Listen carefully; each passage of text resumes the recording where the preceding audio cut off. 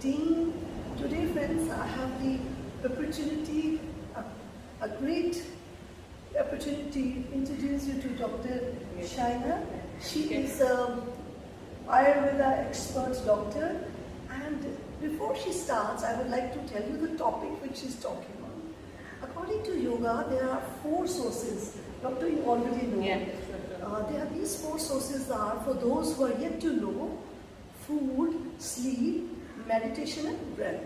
So today, doctor will cover on food. So let us start, doctor. Over to you. Thank you. So, just I want to tell you how important the food in Ayurveda and in yoga. So before talking about the food, first we will talk about why we need to connect about yoga and Ayurveda together. Because we considered like yoga comes under Ayurveda. It is the basic, one of the basic things which includes in Ayurveda too. So the main thing, like Ayurveda heals the body in like physically and psychologically, but sometimes emotionally or like psychologically we need some support, like a cleaning thing. So for that purpose, yoga is very, very, very important. So we always tell we need to mingle Ayurveda and yoga together as such. So to balance what in Ayurveda we tell, to balance the energies or the doshas, we call it as like Vata, Pitta, Kapha. To balance that, food is very important. It's not only like food, like your physical body and your mental body, both are very important. For to balance your physical body, food is very important, and how emotional, how your physical, your psychological life, that is also very important. So to balance that, food is the ultimate thing. If you could change the problems by changing your food habits, then it would be the best thing. Plus your yoga, meditation, that will make you really feel good, so that you can have a healthy life long. That is very important. So food in the sense, like we always tell, maybe you might have known about 3 things like sattvic, rajasic and tamasic things. And the main thing, like sattva related food, everything we need to concentrate more on that. If a person who concentrate on yoga, they need to follow with the sattvic diet also. That is very important. That is very important for your physical well-being and your psychological efforts. And the food as such, the person has to concentrate on 3 doshas based on like Vata, Pitta, Kapha. That's what we tell. So in general, Vata people, they have to, in general, to understand like Vata people, they have to take more warm things, warm food, something which is not too heavy for them, as we need to consider their appetite and the digestion. So something which is very not heavy, not too oily, such things would be perfect, and warm food would be perfect for them. And always make habit like to drink minimum 2 liters of water, and it's better to be like spiced water or like any spices you can boil, and this water you can drink during the day. It doesn't mean that you should take only for Vata, but you can take it for Pitta or Kapha also. But if the spices varies accordingly. So in between, if you have like a general talk about Ayurveda, so you know better details about the spices, everything. So spices are very good for, in general, for Vata people. And when it comes to the Pitta, we always tell the Pitta people to reduce the amount of spices when you take.